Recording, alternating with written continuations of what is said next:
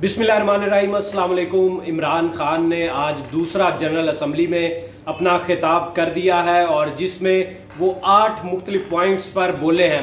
मैं 5 मिनट के अंदर आपको ये 8 मुख्तलिफ पॉइंट्स बताऊंगा।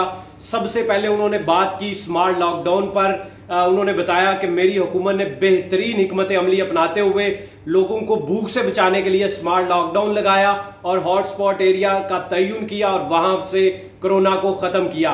उसके बाद जो दूसरा उनका, वैसे भी इमरान खान का जब से आए हैं, जब से वो अपनी पीटीआई की एक पार्टी को, पॉलिटिकल पार्टी को रन कर रहे हैं, उस दिन से लेकर आज तक भी वो जब भी गुफ्तगू करें तो इस बात के बगैर वो अपनी गुफ्तगू नहीं करते। आज यूएन के इजलास में भी उन्होंने बात की करप्शन की।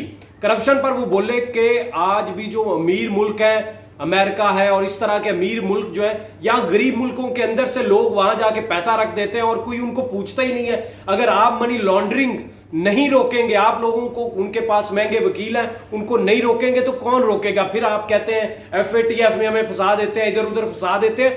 इसमें फंसाने से पहले आपको चाहिए कि ये जो मनी लॉन्ड्रिंग आपके मुल्कों में लेकर जाते हैं पैसा, उसको रोकें। उसके बाद तीसरी बात, इंपॉर्टेंट बात, जिस तरह के लीडर इस तरह के इश्यूज पे बात करते हैं, वो बात थी क्लाइमेट चेंज की। उन्होंने क्लाइमेट चेंज पर बात करते हुए कहा कि ऑस्ट्रेलिया के अंदर आग लगी, कैलिफोर्निया के अंदर लगी, इस तरह टेम्परेचर बढ़ा है और पेरिस एग्रीमेंट का देखा जाए, पेरिस एग्रीमेंट पर अमल करते हुए जो फैसले किए गए थे उन पर अमल दरामद किया जाए, तभी हम दुनिया को बचा सकते हैं। वरना क्लाइमेट चेंज ये जो आ रहा है ये बहुत नुकसान करेगा और हम इस पर अमल भी नहीं कर रहे। उसके बाद उन्होंने चौथी इंपॉर्टेंट बात की इस्लामोफोबिया की। इस्लामोफोबिया के बारे में उन्होंने कहा कि इस्लामोफोबिया फैलाने वाला सबसे एक ही दुनिया में मुल्क है और वो है भारत। और भारत भी आरएसएस की वजह से, आरएसएस का जो एजेंडा है, जो मुसलमानों को खत्म करने का, और उनका ये एजेंडा है कि सिर्फ हम ही सुपीरियर हैं, सिर्फ हिंदू ही हैं, हिंदुओं के अलावा कोई दूसरा यहाँ पर नहीं रह सकता, चाहे वो क्रिश्चियन हो, मुसलमान। और मुसलमानों का मोदी जब सीएम थे 2002 का उन्होंने रेफरेंस दिया, बाबरी मस्जिद का रेफरेंस दिया और इस तरह उन्होंने जो समझौता एक्सप्रेस का दिया, इस तरह आसाम के अंदर मुसलमानों की नेशनैलिटी खत्म करने का उन्होंने रेफरेंस दिया। और टारगेट किलिंग दिल्ली के अंदर जो मुसलमानों की स्टार्ट हुई उसका भी इमरान खान ने अपनी तकरीर के अंदर रेफरेंस दिया। और उसके बाद पांचवा इंपॉर्टेंट जो टॉपिक उन्होंने डिस्कस किया वो कश्मीर था।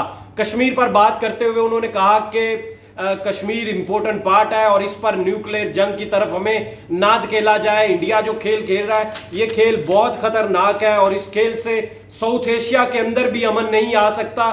और इसके अलावा भी न्यूक्लियर फ्लैश पॉइंट है साउथ एशिया के अंदर ये। और उसके बाद उन्होंने बॉर्डर वायलेशंस का बताया कि बॉर्डर वायलेशंस हो रही हैं। उसके बाद उन्होंने पांचवा जो पॉइंट था उस पर था अफगान पीस प्रोसेस की बात करते हुए उन्होंने कहा कि अफगान पीस प्रोसेस को पाकिस्तान जो state as a state support करती है और मैं भी 2 दहाइयों से सपोर्ट कर रहा हूं और इसीलिए पॉलिटिकल सोल्यूशन को सपोर्ट कर रहा हूं। तो पॉलिटिकल सोल्यूशन इसका निकलना चाहिए था, फौजी हल कभी भी इसका काबिल कबूल नहीं था। ड्रोन्स मारे गए, इस तरह के अमल किए गए, लेकिन मुझे खुशी है कि आज अफगान पीस प्रोसेस की तरफ हम चल पड़े हैं और इस पर अमल भी हो रहा है। उसके बाद उन्होंने पैलेस्टीन पर बात की। उन्होंने कहा कि मेरा नजरिया है कि 2 स्टेट्स होनी चाहिए, पैलेस्टीन इंडिपेंडेंट स्टेट होनी चाहिए, ये उनका हक है। और इलीगल सेटलमेंट जो हो रही हैं ये बिल्कुल नहीं होनी चाहिए। गजा की पट्टी पर चाहे मसले मसाइल हूं, ये हम एज अ मुस्लिम कंट्री हम इसको सपोर्ट नहीं करते।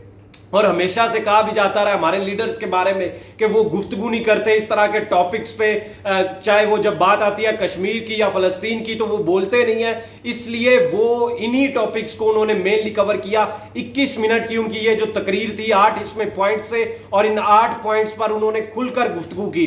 और आखिरी पॉइंट जो था उनका यूएन के रोल पर था। उन्होंने कहा कि यूएन का रोल जो होना चाहिए वो नहीं है।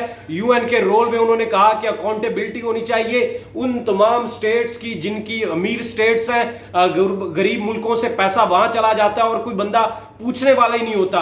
उसके बाद उन्होंने कहा ट्रांसपेरेंसी होनी चाहिए और ट्रांसपेरेंसी के बाद उन्होंने कहा कि इनकी परफॉर्मेंस जो है वो भी बेहतर होनी चाहिए।